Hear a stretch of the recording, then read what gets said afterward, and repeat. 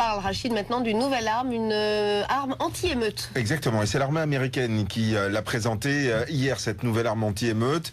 Il s'agit d'un canon qui envoie des ondes électromagnétiques à 1 km de distance, même à la ronde, et cela pour faire fuir les personnes visées qui ressentent à ce moment-là une forte sensation de chaleur. Les forces armées assurent que ce n'est pas du tout dangereux. Mélissa Collado.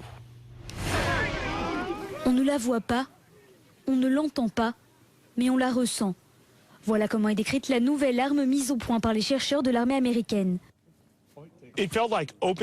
C'est comme ouvrir la porte d'un four, avec une sensation de piqûre du sternum jusqu'au cou. Quand c'est arrivé au cou, instinctivement, je me suis écarté d'un bond. À quelques mètres, une antenne sur le toit d'un camion vient d'émettre un puissant rayon électromagnétique. Il ne tue pas et ne blesse pas.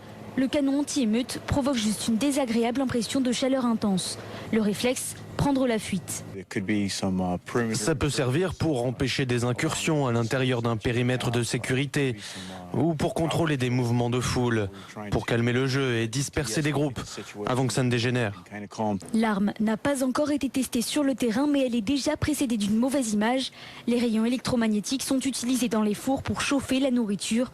Les scientifiques américains assurent qu'il n'y a pourtant aucun danger de surexposition. L'appareil s'arrête automatiquement après 3 secondes d'utilisation.